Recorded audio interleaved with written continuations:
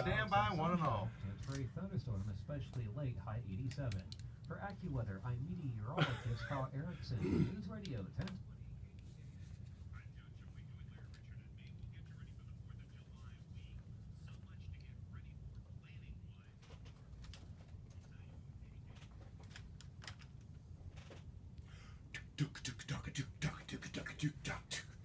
Oh, this is good, yeah. We are back. It's Stoney Richards live from the center, and you are welcome to it.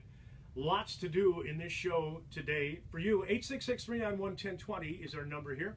Dollar Bank Instant Access at KDKA.com. It's instant access at KDKA.com. James is manning the massive control room, and with us in the studio here is John Parrendo, fiddle player extraordinaire. And I thought, if you're going to come in and we're going to talk about fiddle playing, that's one thing. But you brought your fiddle. Yes, I did. All of them. So, and one of the things I thought we'd start out with, if it's okay with you, it's a request from me, and I love this song. It's called Ashokan Farewell. And right. When I mentioned it to John, he said, "Oh yeah, I know that." So, why don't you play it, and then we'll talk a little bit about it. Alrighty. This is John Parrendo. Ashokan Farewell.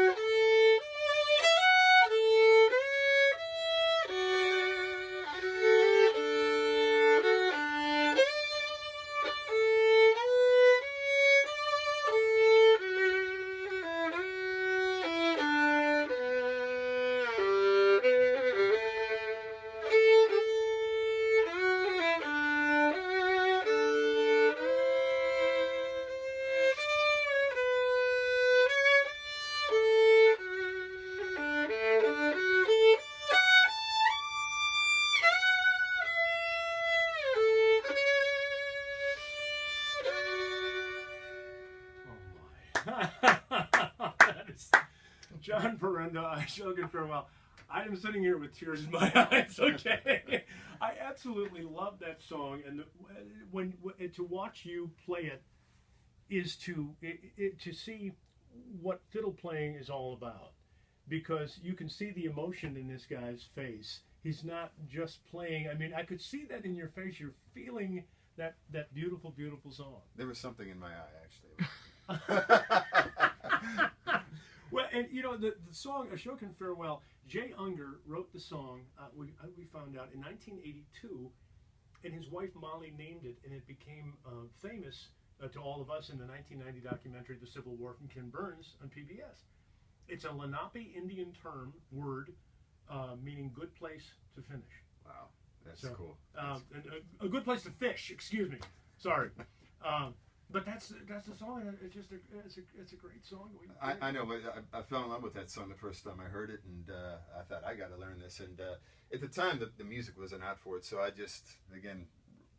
think we taped the show, that Ken Burns show, and just I played it back and wrote it down, and I thought, let's do this, you know. And one of the bands, of course, we played it on the Jamboree a few times in Wheeling, and always had good response to that song, and. It seems like everybody knows it. Were you like me when you first heard the song? Because I always thought it was written in the Civil War. I figured, somebody must have been playing it. Same here. That's what I thought. Yeah. 1982. Amazing. What is life like? John Parrendo is with us here at KDKA. Our number is 866-391-1020 here on KDKA. It's live from the center. When you are in a band, and you've been with Black Hawk and Chris Cagle and all those folks that you mentioned, when you guys are on the road and you're traveling, I mean, everybody goes, "Oh wow, you're with the band. He's a fiddle player and all that." You know what? It's fun, but it's not as glamorous as a lot of people think. I mean, there's times when you're on that bus and you're done with the run, and you think, I got 2 days to get home, and you just want to, on your way to the gig, you're fired up, Yeah. But on the way back, you just want to snap your fingers and be home, and because it's really not as fun as you think, being on the bus for 2 days just traveling, and the only stopping you're doing is for either fuel or food. Yeah, we had a good time. I mean, and visited some beautiful places and great people we played for. And so it was a great experience. Well, like Willie Nelson says, seeing places that I'll never see again, you know? Right, right. But like Luke Bryan, you know, had the show last Saturday. We were talking about, you get on the bus, of course he gets on a jet, but you get on the bus and you travel to the next gig, the next town. Right. What is a typical day for band members? I mean, do you sleep all night? Do you get up early? I mean, obviously the show usually ends around 11 o'clock, so what happens? Yeah, it could vary depending on the travel time, but usually shortly after the show, after they're done packing everything. I mean, of course, it's different with some huge acts that have semi-trucks. Right. But after the show, we'd get on the bus, have our after-show food, and we'd be soon after, you know, on our way to the next town. And you'd sleep through the night. I mean, a lot of us stayed up late, and you know, you're kind of have a buzz from the show, but early the next morning, you wake up and you're either already pulled into the hotel parking lot or to the venue itself, and you're either waiting for the hotel rooms to be ready. Sometimes they're not, you know, and it's not like they portray it in the movies, right? Right, like, right. I don't know anything about a band coming in here. And then you'll have a sound check, and you know, usually that's early in the afternoon of that day, and after we sound check, we'll grab a bite to eat, shower up, and get ready for the show. Once a band, you know, and I'm talking like a major band like Black Hawk or Kegel, once you get the show set, you rehearse the show, does it change from night to night, or do you guys go, here's the set list, you guys know what we're doing? You know what, actually the 2 years I was with, the first 2 years I was with Kegel, the show pretty much stayed the same. And then when he had a new CD that came out, we changed the show considerably, yeah. Added like at least a half a dozen new tunes, and so it you know, when an artist has new material, that's usually when it's going to change drastically. Yeah. Do you get into a situation when you're on the road, you're traveling with guys? Mickey Raphael's been with Willie for 40 years. You know, there are ups and downs. I was talking to Mike Eli from the Eli Young Band yesterday. And he said, we have our arguments, but he said, we usually keep them in the bus, right, like a family, yeah. and we air it out, and then we move on from there. You're traveling sometimes with 6 guys, 10 guys, whatever the show.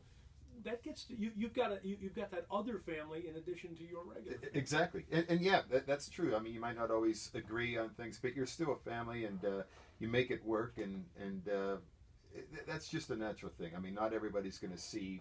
You know, agree with each other, but it's kind of a nice mix, though. I mean, sometimes people's different opinions add to the show, or add to creating new ideas. Well, you said you started in classical music, and you discovered country music. Have you ever thought? Because I've seen you playing in churches, you know, and various types of venues. So. Do you kind of straddle that line, or do you say, okay, I am a country fiddle player? You know what? I think I've been going back and forth playing rock and country more so. I still listen to classical music at times, sure. Yeah. But it's kind of fun. I mean, the variety makes it interesting. I just don't want to limit myself to country, though. I love it. You know, I love playing it. Well, and the way country is going now, I mean, it goes into classic rock, it goes into right. blues, it's all over the place, and yeah. It's wonderful. And you know, and the violin. And by the way, when does a violin become a fiddle? Well, you know, so I often would get that question: is that a violin or a fiddle? And I would tease these people. I said, "Well, I have this conversion switch on here," and I would just point to my pickup. They wouldn't know. Oh, I said, "If I switch it to the left, it's a violin, and if I go switch it the other way, it's." And they were like, "Really, really?" That's cool. And I'll sell you one. So, but no, I tell them the truth. It's the same thing. It's the same thing, and maybe just referred to as the style of playing. Well, and that's what I was getting to, is the style of playing. A violin adds so much to classical music, certainly Brandenburg Concerto and so many other pieces of music from Mozart and everybody. But in country music, when that fiddle hits, you know, you got to have a fiddle in the bands at Alabama, and you hear that. Right. You know what attracted me to it? I mean, when I first heard Johnny Cash or Merle Haggard, I thought, wow, this sound is so cool, and then I was hearing tunes with more fiddle, and then of course Charlie Daniels is basically the one that brought the fiddle into the forefront, and to like not just country but country rock music, and I think that really changed things for a lot of people, you know, but you know, I think just having that variety of, there's, you know, not just classical country music, there's violin and rock now. I mean, look at the Dave Matthews Band, or Kansas. I mean, my heroes, I mean, you'll find it everywhere. Jazz. I mean, Stephen Grappelli. I love. I mean, he's also like an influence of mine, which I just love his playing, and was fortunate to see him in the 80s at Heinz Hall when he was here in Pittsburgh. John Parrendo is with us. Our number is here, 866-391-1020. He's going to play a little bit more for us, I hope, on either the fiddle or the violin. I'm not sure which one he'll choose. Dollar Bank Instant Access at KDKA.com is always yours for the asking. It's instant access at KDKA.com. What do you think it is, John, that makes Nashville musicians so unbelievably good? And people say they're the best players in music. Right. Well, there's, I mean, you know what? They're from all over, and I think these are guys that started young, playing young, and they just picked up on the different styles, and they too were influenced. They fell in love with the music that they, you know, first hit them. That I thought, hey, you know, it's just something they wanted to do, and you work hard, and of course in Nashville, there's so much competition there. There's thousands of guitar players down there, and you know, only a few are going to get picked to maybe go on the road, and maybe even less that do, you know, the recording session work down there. But it still attracts musicians from all over the world. We'll talk a little bit about life in Nashville and life on the road and life in the bands that you are currently with, and people that you have helped along the way, and more music live in our KDKA studios from John Parrendo as we continue here. It's Stoney Richards. We're live from the center on News Radio 1020 KDKA.